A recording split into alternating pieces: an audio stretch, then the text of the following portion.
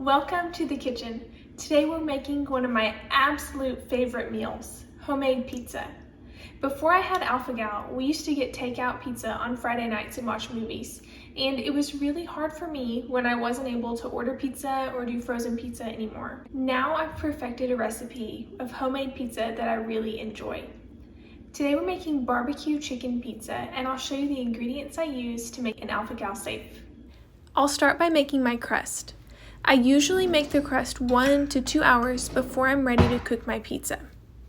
The most important step in the crust is activating the yeast. I'll start with warm water from the sink, then I'll sprinkle the yeast on top. It usually takes a couple minutes before the yeast has bloomed. It doubles in size and looks nice and frothy. When it looks like this, I know I'm ready to add my next ingredients. I'll add the flour, then the olive oil, and salt to taste.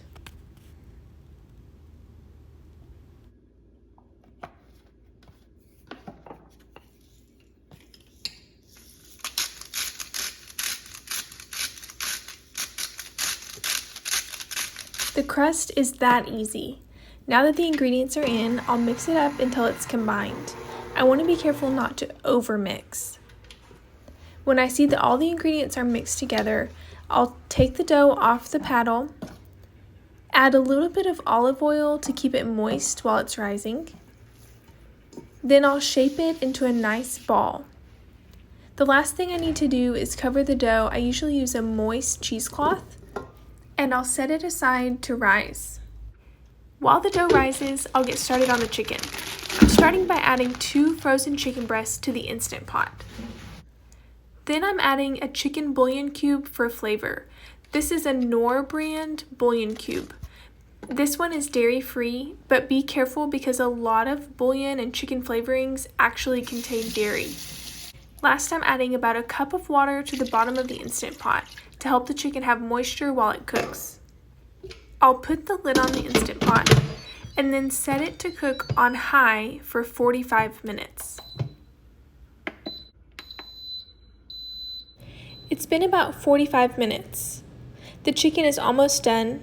The dough has doubled in size. I'm going to preheat the oven and get the other ingredients ready. I'll start by sauteing some mushrooms in a little bit of olive oil. While the mushrooms cook down, I'll chop up a whole green bell pepper and half of an onion. I always set aside extra vegetable scraps to feed to my chickens. They won't eat the onions, but they do love bell peppers. Brought you a treat.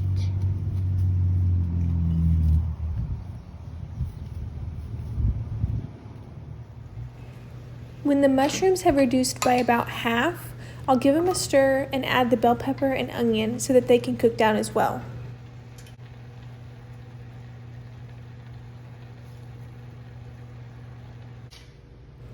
The mushrooms, onions, and bell peppers are sauteing together in the pan. Now it's time to shred up the chicken.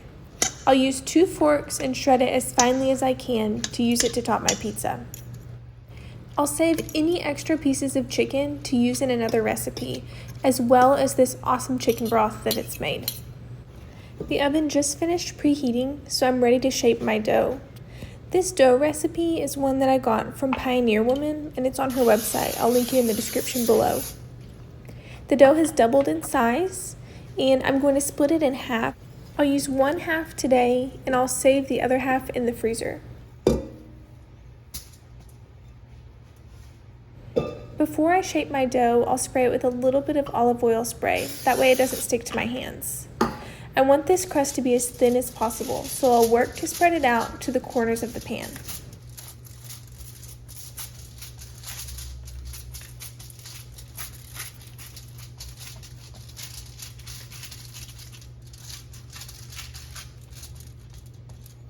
If you don't like chicken on your pizza, another delicious and alpha-gal safe idea is turkey pepperoni.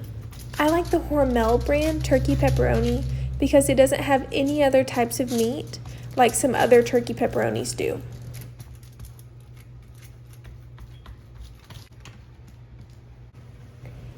I like to cook my dough on its own for the first 5 minutes. That way it crisps up the top and keeps it from getting soggy. While it's cooking, I'll get all my ingredients placed together and ready to top my pizza.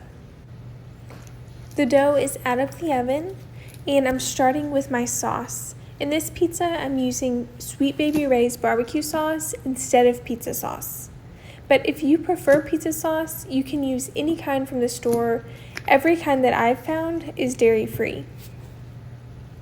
I'm going to use a spoon to spread the sauce and make sure it's nice and even.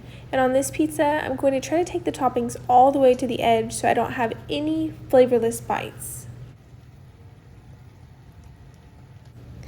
Now I'll add my chicken. I'll break it apart to make sure that it's in small pieces for each bite.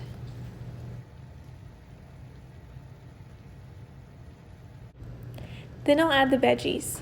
I'll try to strain out the juice in the slots in the spoon, that way my pizza doesn't get too soggy. Now for the exciting part, the dairy-free cheese.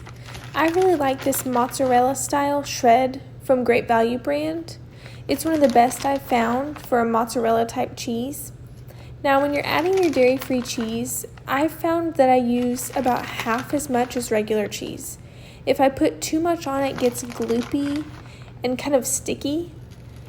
Remember that dairy-free cheese doesn't behave the same way as regular cheese. It's not going to get melty and stringy, it's not going to brown. So I'm adding it just to get a little bit of that cheese flavor. To make it extra special, I'm going to sprinkle some basil over the top. This is basil that I harvested from my garden last year and dehydrated, and I've been using it all winter long.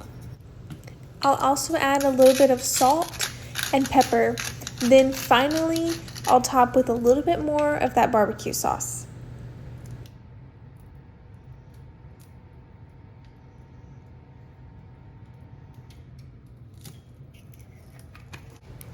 The pizza is ready to go in the oven. I have the oven set to 450 degrees, and I'll set my timer for about 15 minutes. The dairy-free cheese can be deceiving because it doesn't change very much in the oven, so I'll have to look at the crust and the vegetables to determine when the pizza is ready to be taken out. The crust is browning on the edges, so I know the pizza is ready. I'll take it out of the oven and serve it with my favorite dairy-free ranch, the classic style ranch from Tessa May's Kitchen.